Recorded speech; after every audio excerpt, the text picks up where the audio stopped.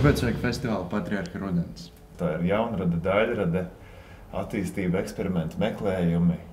Jā, un šeit daudziem tās arī ir kaut kādas pirmās iespējas. Tas arī ir svarīgi. Debijas, jā. Disciplīnas ļoti dažādas. Jā. Tā liekas, ka tāda jauna, īpaši, ja tā ir tā debija, kā studentam, tad kaut kāda atbildības sajūta un tagad tā nedaudz spriedzi tev iedod, ka tavu darbu šajā visā festivālā pievienos. Ko jūs meklējat?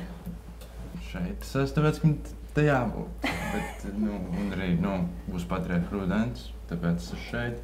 Bet, es nezinu. Man šķiet, ka es neko nemeklēju. Es zināšu, ka es meklēju, kad es atradīšu to, ko es meklēju. Jā, es nevaru iedomāties kaut kādu tādu nemeklējošu stāvokli arī. Tas viss ir, man liekas, viens vienīgs meklējums. Un es šobrīd vispār nodarbojos ar kaut kādiem pilnīgi tādiem metafiziskiem meklējumiem, pseidozinātnieciskiem meklējumiem, piemēram, par to, no kā sastāv šī krūzīte. Un tad ir ļoti interesanti uzzināt, ko par to saka fiziķi. Viņi saka, ka tur ir it kā daļiņas, bet tā, ka piezūmēs tuvāk, izrādās nav daļiņu patiesībā. Ja saista kopumā ar šo vietu, kāpēc es esmu šeit, tāda jauna pieredze. Man vienmēr patīk teikt ārpus manas komforta zonas, jo tas ir kaut kas, kas palīdz man augt, palīdz man kaut kā attīstīt kaut kādas lietas, ko es par sevi nezinu, ko man ir jāuzzina. Un tas laikam arī tas, ko es meklēju, vienkārši jaunas pieredzes. Par to komforta zonu nevar nepiekrist. Man tieši tāpat. Es domāju, ka ja ir komforta zona, tad nebūs. Ja jums piešķirtu bezlimita budžetu nākamās izrādes īstenošanai, ko jūs iestudētu? Bet es ļoti labprāt. Es gribētu iestudēt tos darbus, ko mēs esam rakstījuši. Man būtu interesi par iestudēšanu. Bet, ja man būtu viss pasaules budžets, noteikti tos varētu tādu kā uztaisīt kā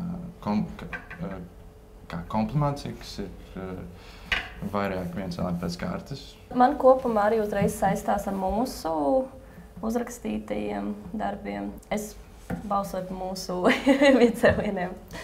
Man grūti par izrādēm atbildēt, jo es vairāk mēģinu tomēr kaut kā caur kameru tvert vai rādīt to dzīvi. Tad iedomājos, kā tas būtu ieslēgt labo kino kameru, atrast veidu, kā var filmēt bezgalīgi daudz skaists kino attēls cauri dzīvei kaut kādu periodu. Bet tas būtu tiešām neiespējami. Neviens neko tādu arī nav droši vien darījis. Nē, mūs vajag limitēt. Bet arī nenonākot otrā galējībā. Kas festivāla Patriarha rudens laikā palīdz uzturēt veselību un mūžu garu? Man būs ļoti praktiski atbildi. Ņemot vērā to, ka es sācis skriet no rīta, es ar sevi lepojos. Un tas man palīdz uzturēt gan veselību, gan mūžu garu. Man arī pirmā doma bija silti apģērbties atbilstoši apstākļiem. Vai nebūtu jākavē Patriarha rudens? Bet ja tu ļoti silti apģērbies, nesāk tā, ka jau uz miedziņu vienā brīdī sāk vilkt tā kaut kā? Ai, nē. Man palīdz uzturēt veselību un mūžu garu jaunības kaut kādas paliekas vēl, ja? Es cenšos veselīgi vismaz to dienu sākt. Lai cik neveselīgi arī nebūtu aizgājis tas vakars kaut kādā hardkorā, varbūt līdz ļoti dziļām kaut kādām naktas stundām kaut ko darot, bet rīts tad jāsāk ir ar veselīgo. Es domāju, bez disciplīnas drusku šaubos jau var uzturēt veselību un mūžu garu. Man liekas ļoti svarīgi atrast kaut kādu brīdi, kad tu visu to šurumu burumu kaut kādā veidā pastum maliņā.